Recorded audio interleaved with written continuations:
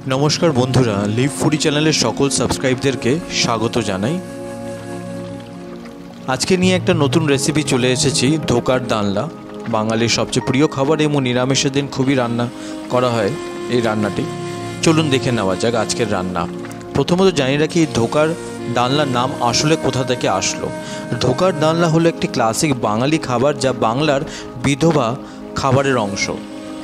এই रंधन प्रणालीटी पूर्ववर्ती बांगलार विधवादेर द्वारा तैरी करा हयेछिलो कारण तादेर बेঁচে থাকার এবং ভালো খাবার उपभोग करार मौलिक अधिकार থেকে বঞ্চিত করা হয়েছিল এবং তাদের কাছে একটি ন্যূনতম জীবনযাপনের আশা করা হয়েছিল। এখানে বিধবা রন্ধন ধোকার ডালনা থেকে একটি রত্ন। এটি শুধু সুস্বাদু নয় বরং একটি পুষ্টিকর প্রোটিন সমৃদ্ধ সাইড ডিশ। আজকের যে রান্নাটা করা হয়েছে ধোকার ডালনা, প্রথমত ছোট আলু কেটে নেওয়া হয়েছে, টমেটোর সাথে আদা পেস্ট করে নেওয়া হয়েছে এবং ধোকাগুলো যেটা আমাদের বাজারেই বিক্রি করছিল চপের দোকানে, সিঙ্গারার দোকানে, সেখান থেকে নিয়ে আসা হয়েছে। কিভাবে বানানো হবে অবশ্যই আরেকটা ভিডিওতে নিশ্চয়ই দেখানো হবে কি ধোকাটা কিভাবে বানানো হয়। আজকে ধোকার ডালনা পদ্ধতি কীভাবে সহজভাবে করা হচ্ছে রান্নাটি লিভ ফুডি চ্যানেলে অবশ্যই দেখুন এবং সাবস্ক্রাইব করতে ভুলবেন না যেন। বেল আইকন অবশ্যই প্রেস করবেন নতুন আপডেটস পাওয়ার জন্য। প্রথমত কড়াইটা আমরা গরম করে নেব এবং এটাতে আপনি ঘি দিয়েও করতে পারেন অথবা সাদা তেল দিয়ে করলে খুবই ভালো হয়।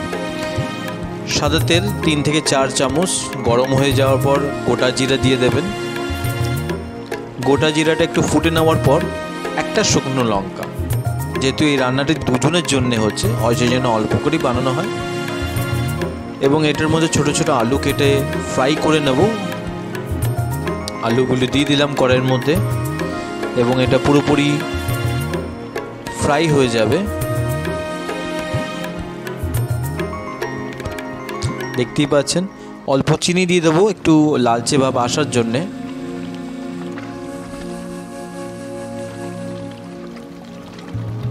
অল্প নুন দিয়ে দেব ভালো করে যাতে ফ্রাই হতে পারে। এর উপরে একটু অল্প হলুদ দিয়ে দিতে পারেন, হলুদ ছাড়াও দিতে পারেন, যেটা আপনাদের ইচ্ছা।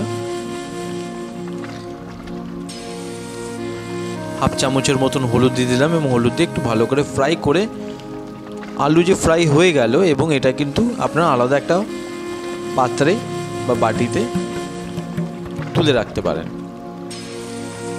ফ্রাই হয়ে যাওয়ার পর যে গরম তেলটা রইল বাকিটা, সেটার মধ্যেই আমরা টমেটো পেস্ট এবং আদা বাটা দুটোই দিয়ে দেব।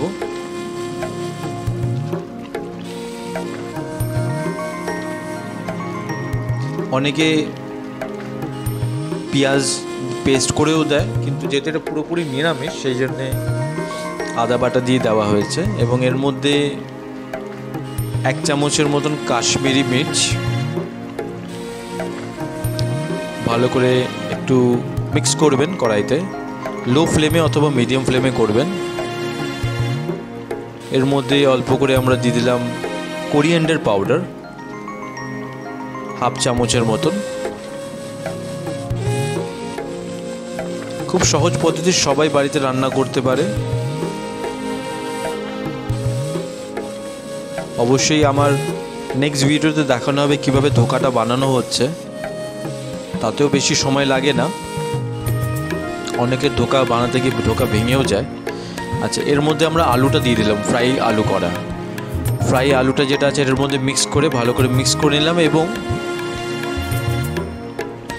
1 কাপের মতন জল দিয়ে দিলাম গ্রেভি হওয়ার জন্য। আপনারা কষাও রাখতে পারেন, জল দিয়ে একটু কষাও রাখতে পারেন, কিন্তু জলটা বেশি দিলাম এই জন্যে কেন কি যখন ধোকাটা দেওয়া হবে জলটা কিন্তু চুষে নেওয়া হবে।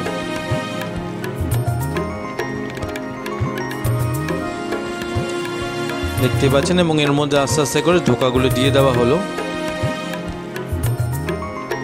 ধোকাটা অ্যাকচুয়ালি কী করে বানানো হয় এবং কী দিয়ে বানানো হয় সেই পদ্ধতিগুলো অবশ্যই আমার নেক্সট ভিডিওতে আসবে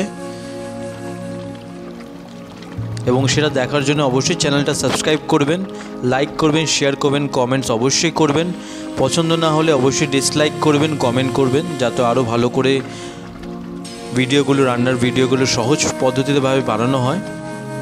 এটা সম্পূর্ণ নিরামিষ রান্না, যেদিন নিরামিষ থাকে অবশ্যই এটা বানিয়ে আপনারা খেতে পারেন। খুবই সুস্বাদু খাবার।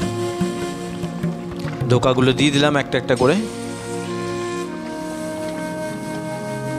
দেখতেই পাচ্ছেন লালচে ভাবটা ফুটে উঠেছে এবং 3 থেকে 4 মিনিট ঢেকে রাখবেন। এবং দেখতেই পাচ্ছেন কত সুন্দর ধোকার ডালনা হয়েছে। আশা করি ভিডিওগুলো আপনাদের সবারই পছন্দ হয়েছে। আগামী দিনে আরও নিত্য নতুন রান্নার ভিডিও আসবে লিভ ফুডি চ্যানেলে। সাবস্ক্রাইব করতে ভুলবেন না।